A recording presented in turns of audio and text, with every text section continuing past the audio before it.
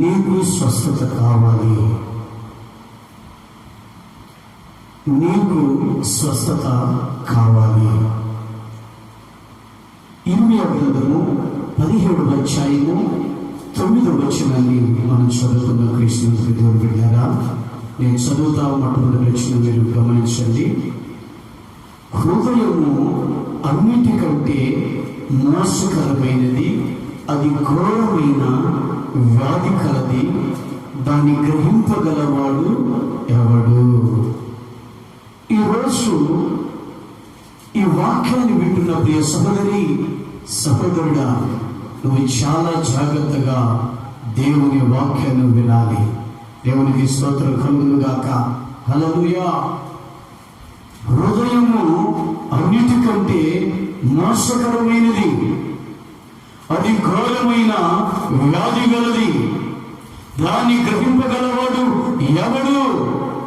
ఈ వాక్యాన్ని మనం గమనించితే స్వస్థత శరీరానికి కాదు, హృదయానికి కావాలి అని ఈ వాక్యం తెలియపరుస్తుంది. ఎందుకు హృదయానికే కావాలి అని అంటే, హృదయము అన్నిటికంటే మోసకరమైనది, అది ఘోరమైన వ్యాధి గలది, దీన్ని గ్రహింపగలవాడు ఎవడు అని దేవుని వాక్యము సెలవిస్తుంది. అందరూ శరీరములకు కలిగే వ్యాధిని గ్రహిస్తున్నారు, కానీ హృదయము ఘోరమైన వ్యాధితో ఉన్నదని గ్రహించడం లేదు. శరీరాన్ని బాగు చేయడానికి చాలా హాస్పిటల్ ఉన్నాయి, కానీ హృదయాన్ని బాగు చేసే హాస్పిటల్ ఒక్కటి కూడా లేదు. ఘోరమైన వ్యాధితో ఉన్న ఈ హృదయాన్ని స్వస్థపరచగలవారు ఎక్కడ ఉన్నారు? ఈ హృదయము బాగుపడకపోతే బహు ప్రమాదం ఉంది. ఈ హృదయానికి అర్జెంటుగా స్వస్థత కావాలి అంటే ట్రీట్మెంట్ కావాలి. ఎంత త్వరగా ఈ హృదయం బాగుపడితే అంత మంచిది, లేకుంటే చాలా ప్రమాదం ఉంది. దేవునికి స్తోత్రం కలుగుగాక.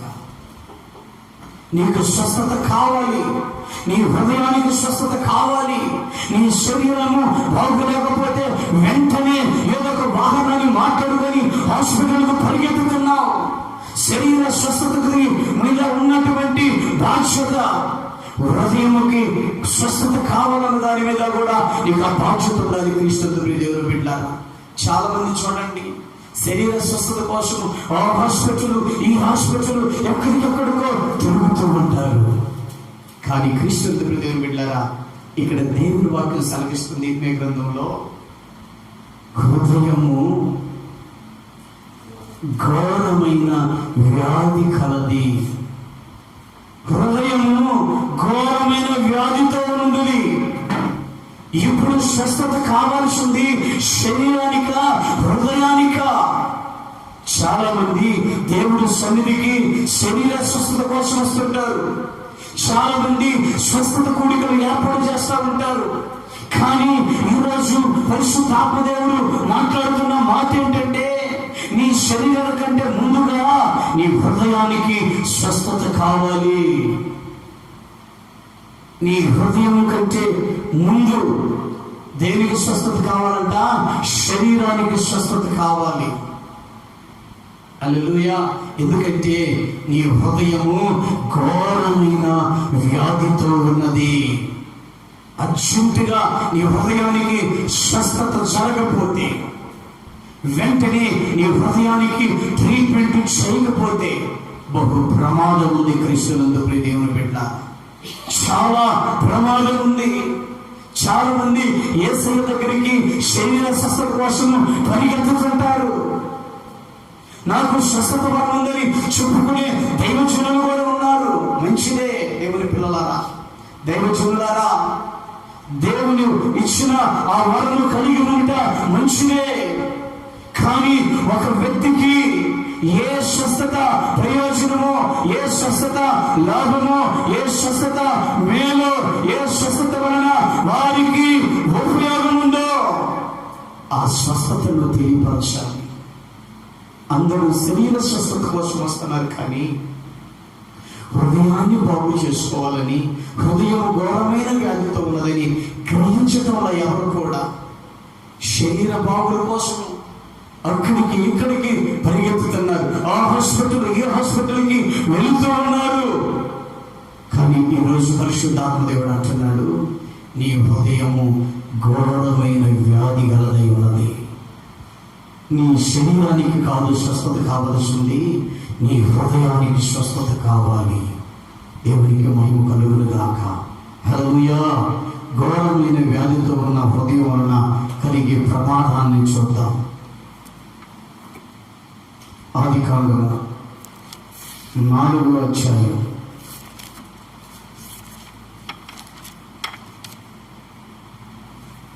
1 నుండి మనం చదివితే 8వ వచనంలో కనపడుతుంది.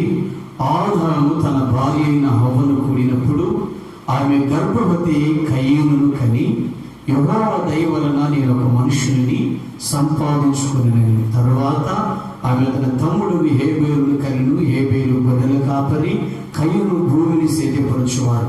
కొంతకాలమైన తర్వాత కయీను ఫలము పంటలో కొంత యెహోవాకు అర్పణగా తెచ్చింది.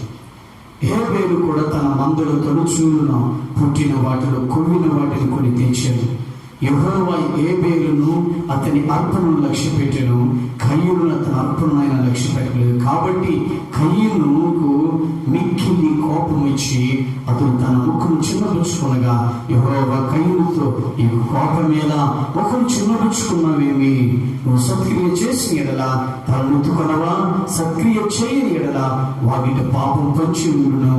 నీ ఎడల దానికి వాంఛ కలుగును, నువ్వు దాన్ని యోనుదవరిను. కయీను తన తమ్ముడైన హేబేలుతో మాట్లాడిను. వారు పొలంలో ఉన్నప్పుడు కయీను తన తమ్ముడైన హేబేలు మీద పడి అతన్ని చంపెను. దేవునికి స్తోత్రం కలుగును గాక. క్రీస్తునందు ప్రేమటువంటి దేవుని బిడ్డలారా, ఈ లేఖనాలను మనం గమనిస్తే ఆదాముకి 2 బిడ్డలున్నారు. ఒకరి పేరు కయీను, మరొక బిడ్డ పేరు హేబేలు. హేబేలు అర్పణ దేవుడు అంగీకరించాడు. కయీను యొక్క అర్పణను దేవుడు అంగీకరించలేదు. ఎవరికి మహిమ కలుగును గాక. ఇలా అంగీకరించకపోవటం వలన కయీనుకి హేబేలు మీద కోపం వచ్చింది. హల్లెలూయా. అయితే క్రీస్తు బిడ్డలారా, ఘోరమైన వ్యాధితో ఉన్న హృదయం వలన కలిగే మొట్టమొదట ప్రమాదం ఏంటంటే అన్నదమ్ముల మధ్య వైరము కలుగు చేస్తుంది. ఏ కలుగు చేస్తుంది? అన్నదమ్ముల మధ్య వైరము కలుగు చేస్తుంది. అది చివరికి చంపుతుంది. కయీను హృదయము ఏ వ్యాధితో ఉన్నదంటే తమ్ముని పేరు ప్రతిష్టలు పొగడ్తలు ఓర్వలేని వ్యాధితో ఉన్నది. ఏ వ్యాధితో ఉన్నది ప్రియులారా? ఏ వ్యాధితో? తమ్ముని యొక్క పేరు ప్రతిష్టలు పొగడ్తలు ఓర్వలేని వ్యాధితో కయీను హృదయం ఉంది. ఇతరులను లేదా అన్నదమ్ములను అక్కచెల్లెలను చూసి ఓర్వలేని కూడా ఒక వ్యాధే లేక ఒక జబ్బే. ఇది హృదయంలో కలుగుతుంది కనుక హృదయమునకు అర్జెంటుగా స్వస్థత కావాలి. హృదయానికి ఏం కావాలి? స్వస్థత కావాలి. వైరమును కలుగు చేస్తుంది. ఓర్చుకోలేనిది ఓర్వలేనిది కూడా ఒక వ్యాధే. తమ్ముడిని పొగుడుతున్నప్పుడు, తమ్ముడు అర్పణలు అంగీకరించబడుతున్నప్పుడు, తమ్ముడు అంగీకరిస్తున్నప్పుడు, దేవుని ఎదుట తన అర్పణ దేవునికి ఇష్టంగా మనసుపడినప్పుడు, ఏ వేళకు ఒక మంచి పేరు కలిగినప్పుడు తన అన్నయ్య కయ్యూను ఓర్వలేకపోయాడు. ఇది కూడా ఒక వ్యాధి. క్రీస్తు దేవుని బిడ్డలారా, ఇలాంటి వ్యాధిని ఎవరు గ్రహించడం లేదు. ఎంతసేపటికి శరీరంలో ఉన్న రోగాన్ని లేదా వ్యాధులనే గ్రహిస్తున్నారు. ఇప్పుడు చెప్పండి, నీకు స్వస్థత కావాలా వద్దా? ఖచ్చితంగా కావాలి. ఓర్వలేని వ్యాధి వలన మనుషులు ప్రాణాలు పోయే ప్రమాదం ఉంది కనుక హృదయానికి అర్జెంటుగా స్వస్థత కావాలి. కయీనులో ఆ వ్యాధి ఉంది కనుక తన తమ్ముడిని హేబేలును చంపాడు. ఇలాంటి వ్యాధి వలన ఎదుటి వారికి మరణము కలుగుతుంది. అన్నదమ్ములకు మరణము కలుగుతుంది. అన్నదమ్ములు చంపబడుతున్నారు. ఎంతసేపటికి శరీర స్వస్థతను చూస్తున్నవే కానీ హృదయము ఘోరమైన వ్యాధితో ఉన్నదని గ్రహించలేంటి? గ్రహించు ప్రియ సహోదరి సహోదరుడు, ఈరోజు నీకు స్వస్థత కావాలి. శరీర స్వస్థత కాదు, హృదయ స్వస్థత కావాలి. ఎప్పుడైతే నీకు హృదయ స్వస్థత కలుగుతుందో అప్పుడు ఏ వైరాలు నీ కుటుంబములో కనపడవు. అన్నదమ్ముల మధ్య ఏ వైరం అనేది ఉండదు. ఎంతో సమాధానంగా, ఎంతో ఆప్యాయంగా, ఎంతో ప్రేమగా బ్రతుకుతాడు క్రీస్తునందు ప్రేమటువంటి దేవుని బిడ్డలారా. 2 పాయింట్ చూద్దాం. వ్యాధితో ఉన్న హృదయం కలిగే మరొక ప్రమాదాన్ని మనం చూద్దాం క్రీస్తునందు దేవుని బిడ్డలారా. యోహాను సువార్త 8వ అధ్యాయము 1 నుండి 5 వచనాలు చదువుకుందాం. చదివేవారు త్వరగా చదివి పెట్టడం సహాయం చేయండి. యేసు ఒలివల కొండకు వెళ్ళెను. తెల్లవారుగానే యేసు తిరిగి దేవాలయంలోనికి రాగా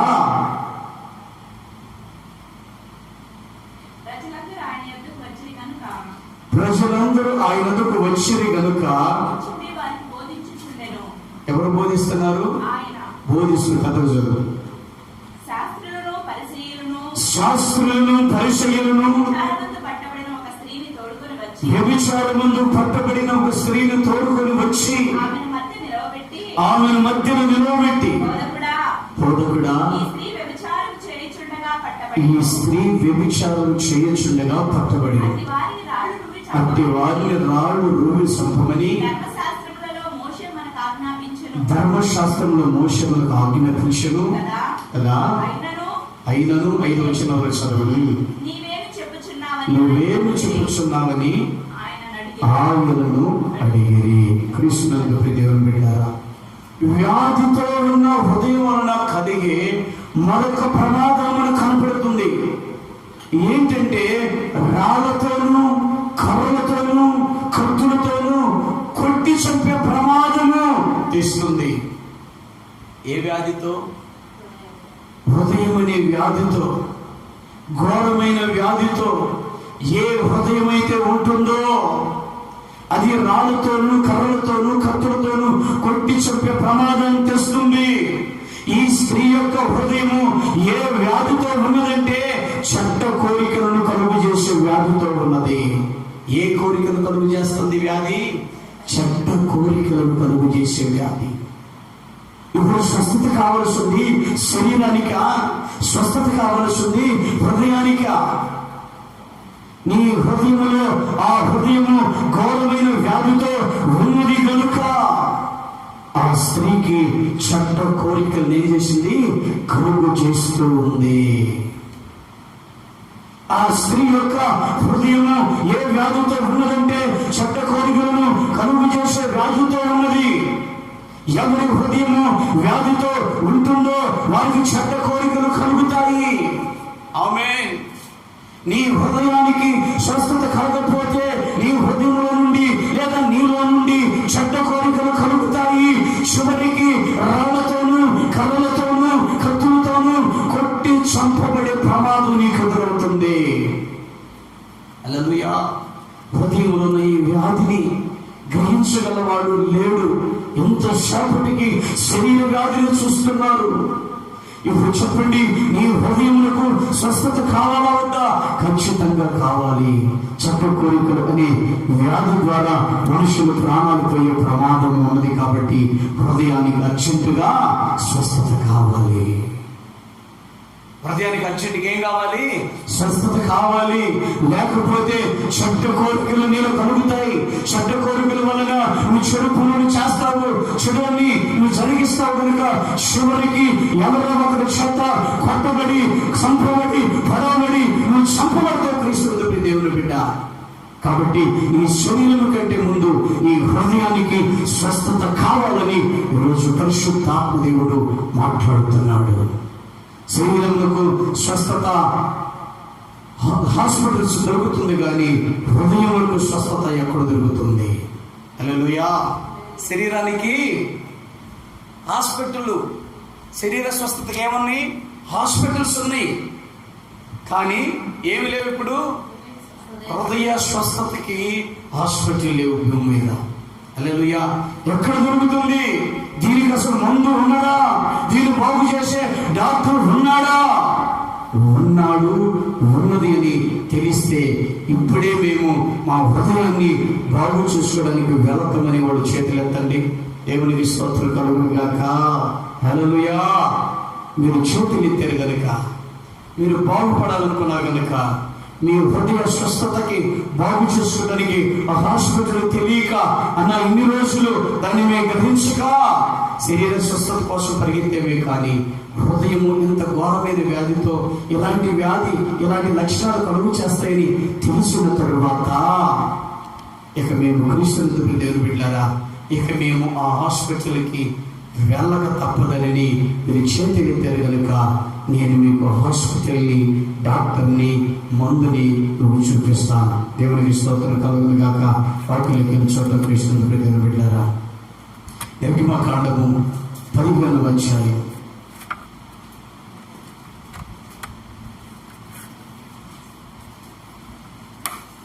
22 నుండి 25 వచనాలు. నిర్గమకాండము 15:22 నుంచి 25 వచనం. మోషే ఎర్ర సముద్రము నుండి జనులను సాగచేయగా మోషే ఎర్ర సముద్రం నుండి జనులను సాగచేయగా వారు షూరు అరణ్యంలోనికి వెళ్ళి దానిలో 3 దినములు నడిచిరి. అచ్చట వారికి నీళ్లు దొరకలేదు. అంతలో వారు మారాకు చేరిరి. మారా నీళ్లు చేదైనవి గనుక వారు ఆ నీళ్లు త్రాగలేకపోయి, అందువల్ల దానికి మారా అని పేరు కలిగిన. 25 వచనాల వరకు. ప్రజలు మేమేమో త్రాగుదమని మోషే మీద సడుగు కొనగా అతడు యెహోవాకు మొరపెట్టెను.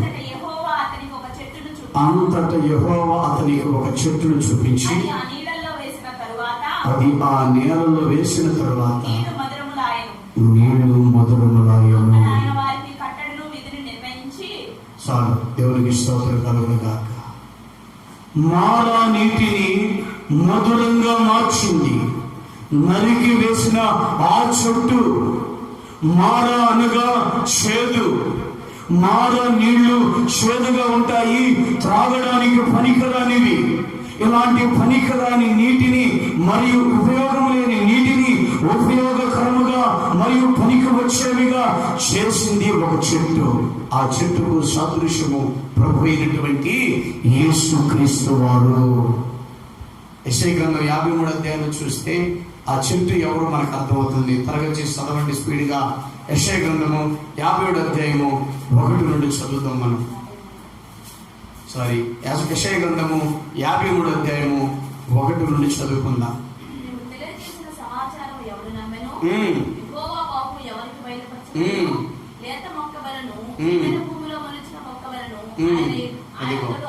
లేత మొక్కవలెను, వెండిన భూమిలో మొలిచిన మొక్కవలెను అతడు ఆయన ఎదుట పెరిగి. ఆ మొక్క ఎవరో కాదు, పోయినా యేసుక్రీస్తు వారై ఉన్నాడు. దేవునికి మహిమ కలుగును గాక. మారా నీటిని మధురంగా ఆ చెట్టు ఎలా స్వస్థపరిచిందో, ఘోరమైన వ్యాధితో ఉన్న హృదయాన్ని యేసుక్రీస్తు వారు స్వస్థపరుస్తాడు. ఆమేన్. దేవునికి మహిమ కలుగును గాక. నిర్గమకాండము 15వ అధ్యాయము 26వ వచనం చూడండి. నిర్గమకాండము 15వ అధ్యాయము 26వ వచనం చదువుదాం. విని చేసి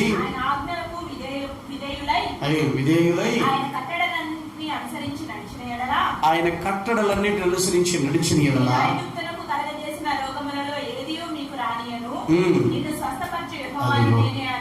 నిన్ను స్వస్థపరచు యెహోవాను నేనే అనెను. దేవునికి మహిమ కలుగును గాక.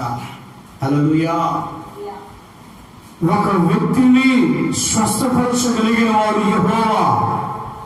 ఆయన అనేకులను స్వస్థపరచగలడు. దేవునికి మహిమ కలుగును గాక. యేసుక్రీస్తు వారు స్వస్థపరిచే మొక్కై ఉన్నాడు. ఆ మారా నీటిని, ఆ చెడు నీటిని మధురంగా మార్చిన వాడు నజరేయుడైన యేసు. హల్లెలూయా. క్రీస్తునందు ప్రియమైనటువంటి దేవుని బిడ్డలారా, యేసుక్రీస్తు వారే ఎందుకు స్వస్థపరుస్తాడంటే ఆయన పాపం లేనివాడు. ఆయన పుట్టుకలో కూడా పాపము లేదు, ఆయన నడవడికలో కూడా పాపము లేదు, ఆయనలో పాపమున్నదని నిరూపించిన వాడు కూడా లేడు. సమాజానికి సవాలు విసిరిన వాడు నజరేయుడైన యేసు. నాలో పాపముందని మీలో ఎవడైనా స్థాపించగలడా అని సమాజానికి సవాలు విసిరిన వాడు ప్రభువైన యేసుక్రీస్తు వారు. దేవునికి మహిమ కలుగును గాక. హల్లెలూయా. హృదయ స్వస్థతకు పరిశుద్ధ రక్తము మందై ఉన్నది. ఏమై ఉన్నది? మందై ఉన్నది. దేనికి మందై ఉంది? హృదయ స్వస్థతకు మందు కావాలి. మీరు అడిగారు కదా, నా హృదయాన్ని బాగు చేసుకుంటాం, ఆ హాస్పిటల్ ఎక్కడుందో చెప్పు, దానికి మందు ఎక్కడ దొరుకుతుందో మేము బాగు చేసుకుంటాం మీరు అడిగారు కదా. మీ హృదయ స్వస్థతకు మందు ఏంటిదంట? యేసు రక్తమై ఉన్నది. హృదయ స్వస్థతను చేయగలిగిన యేసు డాక్టర్ అయి ఉన్నాడు. యేసు ప్రభు ఏమై ఉన్నాడు? డాక్టర్ అయి ఉన్నాడు. క్రీస్తునందు దేవుని బిడ్డలారా, హల్లెలూయా. హృదయము వ్యాధితో ఉన్న వ్యక్తి రావలసిన హాస్పిటల్ దేవుని మందిరమై ఉన్నది. ఘోరమైన వ్యాధితో ఉన్న హృదయము, ఎవరైతే ఆ వ్యాధితో ఉన్నారో వారు రావలసిన హాస్పిటల్ దేవుని యొక్క ఆలయమైనది, దేవుని యొక్క మందిరమై ఉన్నది. చర్చకులు రావాలి, అది చర్చ ఉన్నది. ఎక్కడనే ఘోరమైన వ్యాధితో ఉన్న హృదయములకు స్వస్థత కలుగుతుంది. మరి ఇక ఎక్కడ ట్రీట్మెంట్ జరగదు. దయచేసి యేసయ్యనందు నమ్మకం ఉంచండి. ఆయన యొక్క మీ హృదయమును బాగు చేయించుకోండి. దేవునికి స్తోత్రం. మధురమైన మంచి బ్రతుకును బ్రతకండి. రెండవ మరణమైన నిత్య నరకమనే భయంకరమైన ప్రమాదాన్ని తప్పించుకోవాలి. క్రీస్తునందు దేవుని బిడ్డలారా, కాబట్టి నీకు స్వస్థత కావాలి. నీ హృదయాన్ని స్వస్థపరచగలిగిన ఆ యొక్క డాక్టర్ నజరేయుడైన యేసు, ఆ యొక్క హాస్పిటల్ దేవుని ఆలయము, దేవుని యొక్క చర్చి, దేవుని యొక్క మందిరము బాగు చేసే ఆ డాక్టర్ యేసు ప్రభు ఉన్నాడు. వాడే ఆ ముందు యేసు రక్తమై ఉన్నది. యేసు ప్రభు తప్ప ఎవరు కూడా వ్యాధితో ఉన్న నీ హృదయాన్ని బాగు చేయలేరు. ఇప్పుడు చెప్పండి ప్రియులారా, నీ శరీరానికి స్వస్థత కావాలా? నీ హృదయానికి స్వస్థత కావాలా? దేనికి స్వస్థత కావాలి? ఈరోజు పరిశుద్ధాత్మ దేవుడు ఇంత పరిశుద్ధిగా మాట్లాడుతున్నాడు. శరీరానికి స్వస్థత కోసము ప్రాకులాడుతున్నావు, పరిగెత్తుతున్నావు, ఆ హాస్పిటల్ ఈ హాస్పిటల్కు వెళ్తున్నావు. కానీ నీ హృదయం ఘోరమైన వ్యాధి కలదని గ్రహించవేంటి అని ఈరోజు పరిశుద్ధాత్మ దేవుడు మాట్లాడుతున్నాడు. అది నువ్వు గ్రహిస్తే వైరం ఉన్నది ఉండదు. అన్నదమ్ముడు ఒక తమ్ముడిని పొగడుతుంటే పేరు ప్రతిష్టతో వారవలేని ఒక వ్యాధితో ఉండవు. నీ హృదయము ఆ వ్యాధితో ఉన్నది. క్రీస్తునందు దేవుని బిడ్డలారా, చెడ్డ కోరికలు, చెడు కోరికలు నేను కలుగు చేస్తుంది ఆ హృదయంలో ఆ వ్యాధి. అందుకే నువ్వు కొట్టబడతావు, రాళ్లతో కొట్టబడతావు, కత్తుతో పొడిచి చంపుతున్నారు, కళ్ళతో కొట్టి చంపబడుతున్నాను. ఎందుకో తెలుసా? నీ శరీరానికి రోగం కలగటం కాదు, కానీ నీ హృదయానికి ఘోరమైన వ్యాధి కలుగుతూ ఉన్న అలాంటి భయంకరమైన ప్రమాదానికి నువ్వు గురైపోయినావు. క్రీస్తునందు దేవుని బిడ్డలారా, ఇప్పుడు చెప్పు, నీకు స్వస్థత ఖచ్చితంగా కావాలా వద్దా? ఖచ్చితంగా కావాలి. ఏ స్వస్థత? శరీరానికి కావాలా? హృదయానికి కావాలా? ఈ వాక్యం నీకు అర్థమైతే శరీరం కోసం రావు దేవుడి సన్నిధికి, నీ హృదయ స్వస్థత కోసము దేవుడి సన్నిధికి వస్తావు. ప్రియులారా, ఈరోజు పరిశుద్ధాత్ముడు నీతోనే మాట్లాడుతున్నాడు. హృదయము ఘోరమైన వ్యాధితో అలాగే పెట్టుకొని శరీరాన్ని బాగు చేసుకున్నది బాగుపడదు. ఇదిగో హృదయాన్ని నువ్వు బాగు చేసుకోగలిగితే, హృదయంలో ఆ వ్యాధిని బాగు చేసుకోగలిగితే ఆటోమేటిక్ గా శరీరానికి స్వస్థత కూడా వస్తుందని గుర్తించాలి. నువ్వు స్వస్థపరచబడాల్సి ఉంది, నీకు స్వస్థత కావాల్సి ఉంది. నీ హృదయానికి అది ఘోరమైన వ్యాధితో ఉన్నది. ఆ వ్యాధి భయంకరమైన ప్రమాదమై ఉన్నది. ఆ వ్యాధిని నేను చంపుతుంది, నిత్య నరకానికి నేను తీసుకువెళుతుంది. ప్రభు యేసుక్రీస్తు వారు ఎందుకు ఈ భూమి మీదకి వచ్చారంటే నిత్య నరకమనే రెండో మరణాన్ని తప్పించడానికి. ఆ వ్యాధితో ఎంతో మంది నశించిపోతున్నారు, ఎంతో మంది మరణిస్తున్నారు, ఎంతో మంది నిత్య నరకానికి గురైపోతున్నారని ప్రభు యేసుక్రీస్తు వారు ఈ భూమి మీదకి వచ్చాడు. ఈ వ్యాధికి మందు ఉందంటే ఉంది, డాక్టర్ ఉన్నాడంటే ఉన్నాడు, హాస్పిటల్ ఉన్నదా అంటే ఉంది. అది యేసయ్య డాక్టర్ అయి ఉన్నాడు, యేసు రక్తం మందై ఉన్నది, యేసయ్య ఉండే ఆ దేవాలయము హాస్పిటల్ అయి ఉన్నదని గుర్తించి ఈ రోజు నువ్వు ఆయన నమ్మిక ఉంచి నువ్వు పరిగెత్తుకొని అర్జెంటుగా ఆలస్యం చేయకుండా నీ హృదయ స్వస్థత కోసం పరిగెత్తుకొని దేవుడు మందికి రా.